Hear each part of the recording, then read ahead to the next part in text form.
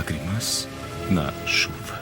Em 1982, chegou aos cinemas um filme de ficção científica com neon, chuva e um caçador de androides que se apaixona pela própria presa. Este é Blade Runner, um filme que não apenas marcou o gênero, mas também levantou uma das maiores dúvidas do cinema. Deckard, o protagonista, é mesmo humano? Hoje vamos explorar todos os segredos, detalhes e significados que ficaram escondidos por tanto tempo. E aqui estão todos os detalhes que você perdeu ou não em Blade Runner. Mesmo que você nunca tenha assistido Blade Runner, te convido a descobrir tudo sobre essa obra-prima. É claro. E as curiosidades que tornam ela única. Então deixa o like e vamos para o vídeo. O filme começa com Blade Runner caçando um replicante infiltrado em uma grande corporação. Para identificá-lo, ele usa o teste Van Kempf, que mede respostas emocionais. Mas a primeira pista não vem da máquina. Uma mosca pousa no rosto do suspeito, e ele não reage como humano. Você pode alegar ser uma coincidência, mas os bastidores revelam que foi intencional. Um detalhe pensado para entregar sua verdadeira identidade. É claro, eu acho.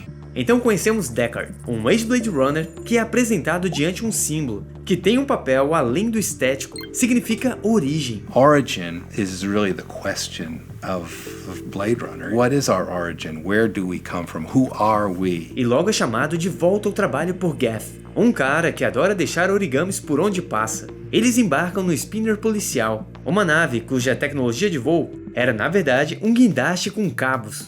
E a criatividade não para por aí. As telas do carro reaproveitaram imagens de Alien, o oitavo passageiro, também dirigido por Ridley Scott. A reciclagem vai ainda mais longe, com partes da Millennium Falcon integradas ao cenário.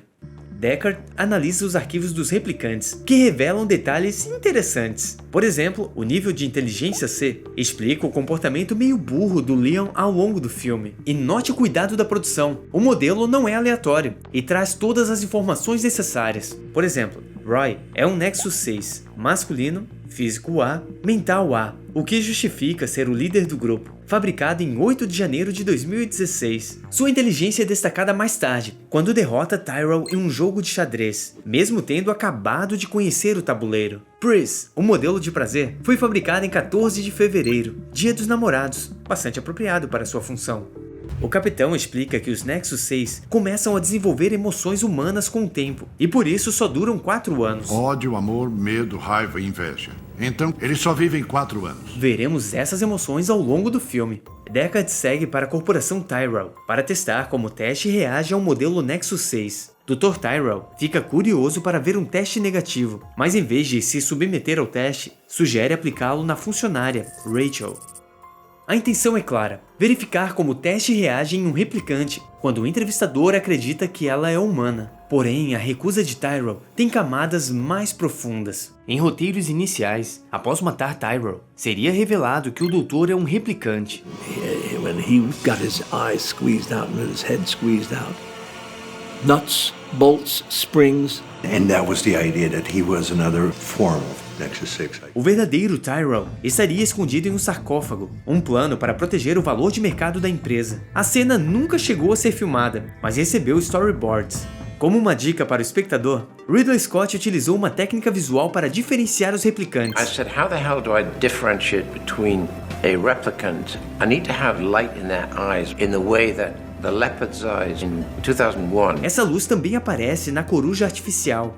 Os olhos são um grande motivo no filme, que já começa com a futurista Los Angeles refletida num olho, como se víssemos o mundo por outra perspectiva. Os olhos não só refletem, mas também são a janela da alma. É através dos olhos que o teste descobre se um indivíduo é ou não replicante. Os óculos grossos do Tyrell, o criador dos replicantes, não só ampliam sua visão, como reforçam sua imagem de sabedoria, comparável às corujas. E sabe esses reflexos na parede? Não há lógica alguma nisso. Ridley's saying, well, I want this light to be like up against the wall. What's motivating that? Is it raining? Is the floor wet? And he says, no, it's just gotta happen. Já em Blade Runner 2049, Denis Villeneuve mantém o efeito, mas justificou os reflexos com um lago artificial, o que eu achei um ótimo detalhe. No apartamento de Leon, Deckard encontra escamas e algumas fotos, além de um detalhe curioso, um jornal velho, mas a mesma edição que ele lê no início do filme. Enquanto Deckard segue as pistas, os replicantes buscam respostas com um projetista de olhos. Ele revela que apenas Tyrell pode ajudá-los a conseguir mais tempo de vida e que JF Sebastian pode ser a chave para chegar a ele. Para o cenário congelante, a produção realmente filmou numa câmera fria. Então mandam Pris, o modelo de prazer, abordar JF Sebastian, o que é muito apropriado. Ela finge estar assustada, corre e dá uma bofetada no carro. A parte da cacetada foi um acidente, não era um vidro falso. I still have a scar. It's a little bit keloided, so you can see it. Por que ele não usa o limpador nessa chuva? Simples, estava quebrado no dia da gravação. Em casa, Deckard revela a Rachel que ela é uma replicante. Mais tarde, ele adormece ao piano, enquanto relembra de um sonho com um unicórnio. Essa cena não estava no corte original dos cinemas. Foi adicionada nas versões posteriores. E como veremos, muda completamente como interpretamos o final do filme. De volta à investigação, Deckard analisa a foto que encontrou no apartamento do replicante e descobre uma mulher com uma tatuagem de cobra. A pista leva a um clube onde a replicante trabalha. Eu odeio cobras, Doc! A cobra era da própria atriz. I've got the snake.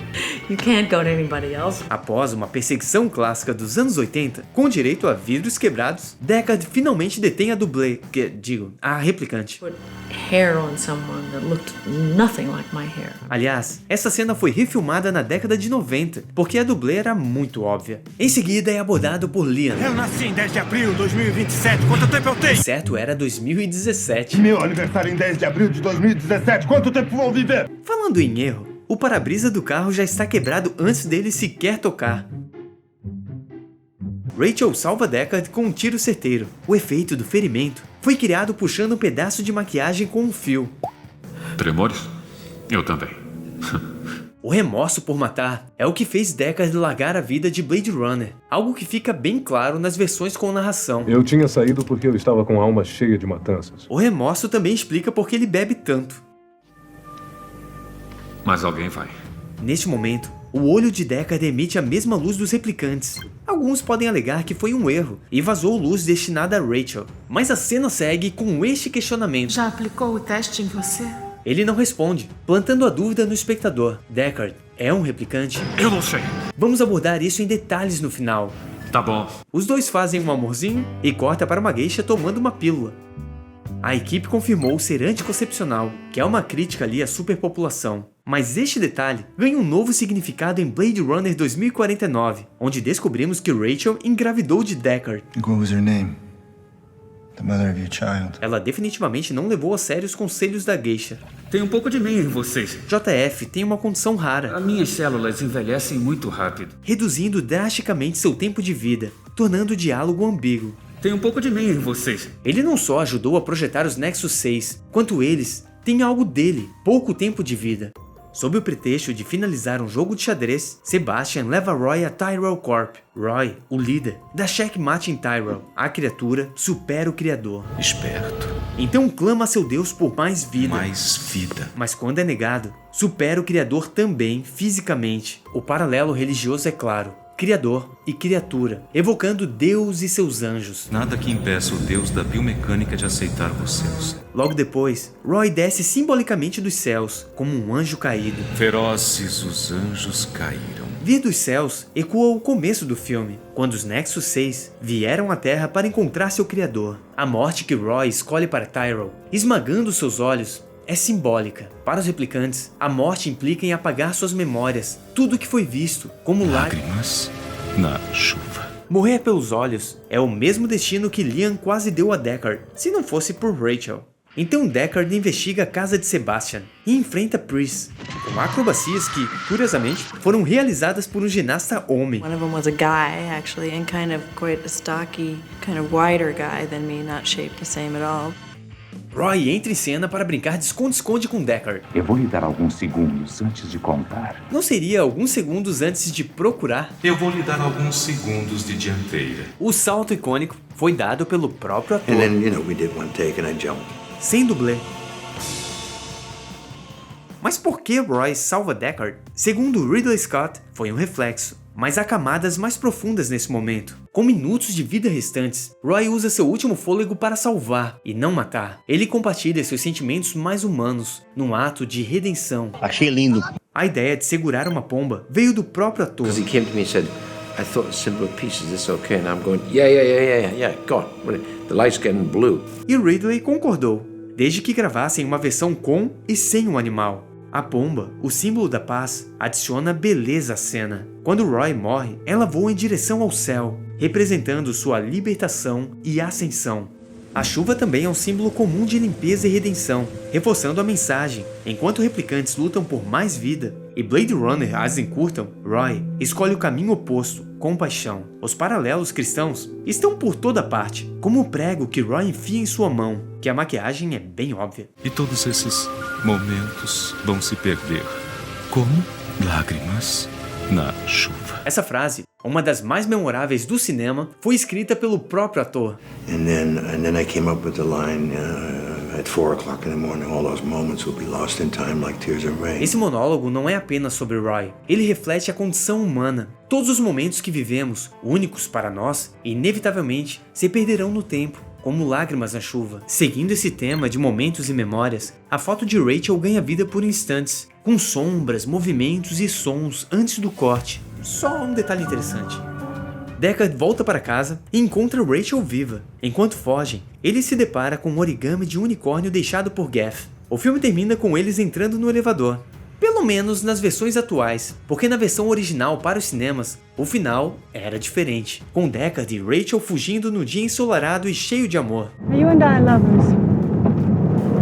Yes. Yeah. Algumas cenas aéreas deste final vieram diretamente do acervo de Stanley Kubrick. Ridley, being a fan of Stanley Kubrick's, remembered the footage that opens The Shining. He was very receptive, he loved Alien, and said, yeah. E chegou a hora. Afinal, Deckard é um replicante?